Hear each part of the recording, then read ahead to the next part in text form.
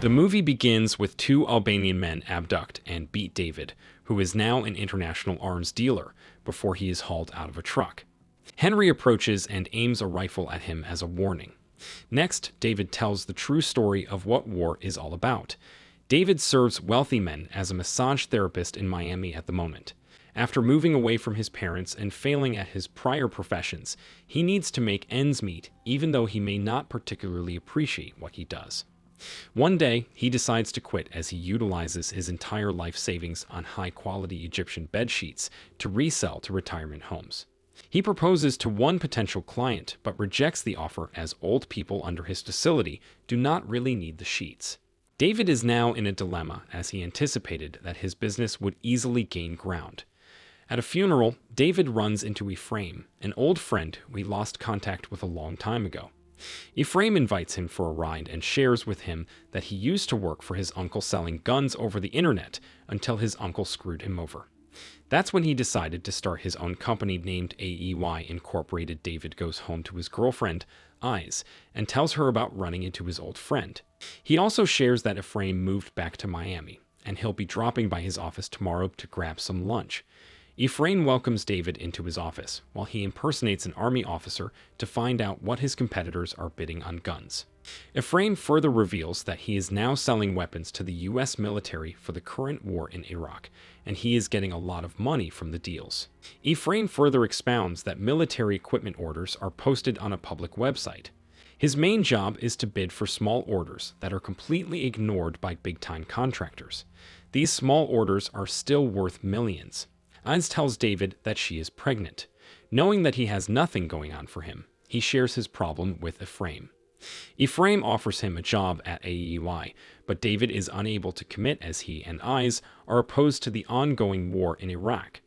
Efraim explains that he himself does not support the war, but he can't afford to waste the opportunity of earning from it.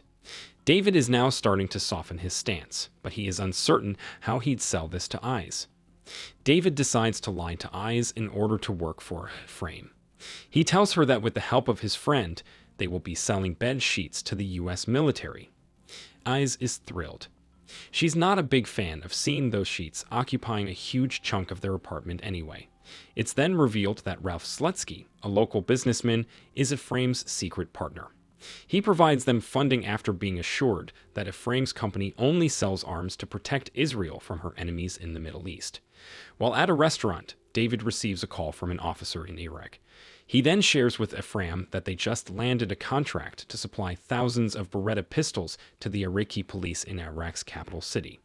This is by far their biggest hit since working together. David receives a call while Eyes is getting an ultrasound to check the status of their baby. He excuses himself to answer the call. It comes from Captain Santos, the officer that David is dealing with about the Beretta pistols transaction. David assures him that the shipment is within schedule. Santos asks David that since the arms will be shipped from Italy, he wants to know if David is aware of the latest legislation that has just been passed banning the shipment of weapons from Italy to Iraq. Even though he's missing so much important information, David acts as though he knows about the potential problem and is already taking care of it. David confers with Efraim on their next course of action. Efraim tells Captain Santos that it is not the right time to inform him of the true situation, saying that it will not benefit anyone. Before delivering the goods to Iraq, Efraim intends to route them via Jordan.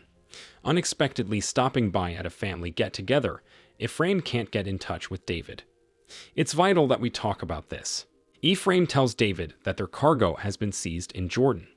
Captain Santos, who is taken aback at why the cargo reached Jordan, calls David and threatens to blacklist AEY. Efraim takes over and begs not to do it, as it would mean the end of his business. Efraim comes up with an elaborate story to justify that he can't afford to lose his business, but Captain Santos has already hung up. While David and Efraim are up in arms, Eyes overhears their conversation and finds out that David is an arms dealer. She expresses her disappointment that he lied to him. She also reminds David that they are both opposed to war. He tries to justify that he needs this job as his bedsheet business is not gaining any momentum. Their argument is interrupted when Efraim tells David that they need to fly into Jordan to deal with the situation head-on. David and Efraim arrive in Jordan. Due to the hold, their permit has already expired, and it will take time to request a new one. That's when they bribe locals to release the shipment, hoping everything will be sorted out. 3 days later, they still don't have any update about the shipment. Efraim is beginning to think that they have been ripped off. Moments later, his phone rings. He is told through a child interpreter that their contact is outside. Instead of shipping the cargo, the delivery will now be by land. The child assures them that their designated driver is the best smuggler in the business. David is hesitant to travel, but Efraim manages to convince him. They have 800 kilometers to cover, and time is not on their side. As they travel at night, their truck is stopped by the Border Patrol for inspection. David and Efraim are nervous as this could be the end of their journey. Their driver explains that the foreigners with him have a business in Baghdad.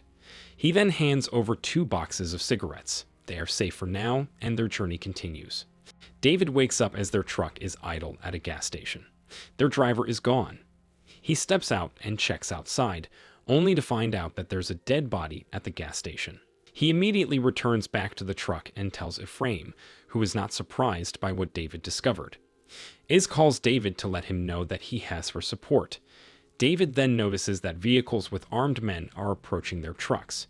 He assures Iz that everything is fine before ending the call. Efraim is away from the truck as he needs to pee. David hurriedly calls Efraim as the vehicles are closing in.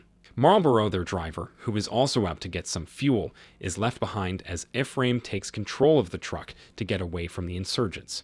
Marlboro begs them to wait for him while carrying a container full of fuel. Marlboro is able to catch up and refill the truck's tank.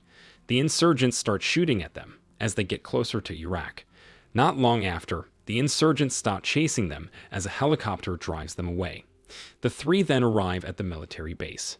Captain Santos is surprised to see them in the flesh. He is also impressed that they arrive in one piece, knowing they had to go through what they call the Triangle of Death. They are then paid. Business is good for the 2 friends. They are escorted to the airport and return to the U.S. After the successful Beretta deal, the 2 refuse to stop, especially now that AEY is making waves for taking that risk to complete the delivery. Ralph even increases his investment, thereby allowing them to expand their business even more. AEY has a chance at the Afghan deal, which is worth $300 million. If they win the bid, this will be their biggest contract. This deal requires 100 million rounds of AK-47 ammunition and guarantees a $100 million net profit for AEY. They travel to Las Vegas to look for a supplier, but the logistics just do not make sense. As it appears, they are biting off more than they can chew. Out of pure luck, David runs into Henry Gerard while playing at a casino. Henry is a legendary arms dealer who assures them that he can take care of his order as he has access to massive unused weapon storage in Albania. Besides, as Albania is on the verge of joining NATO, the country needs to eliminate all these weapons that will be considered illegal afterward. Henry is unable to directly supply the U.S. military as he is on the terrorist watch list. Through AEY, he can fill the order, and everyone will profit from it. Efraim is interested in proceeding with the plan, but David is not comfortable dealing with Henry. Efraim manages to convince David, explaining that this is just how it works. The 2 travel to Albania to see the supply in the flesh and test them as well.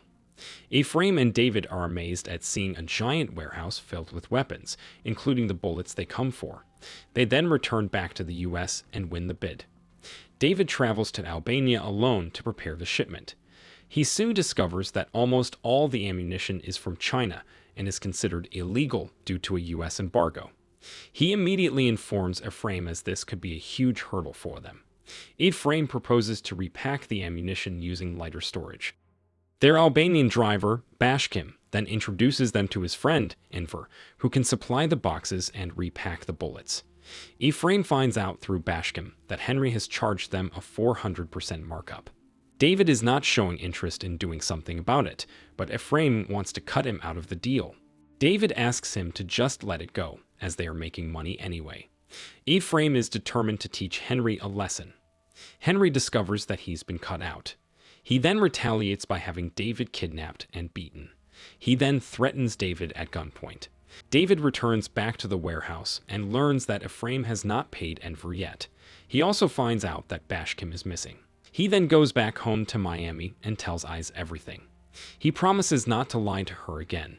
David demands the money he is owed. He is now quitting after that incident in Albania, where Henry put a gun on his head. Efraim refuses to pay. 3 months later, Ralph approaches him to mediate between him and Efraim.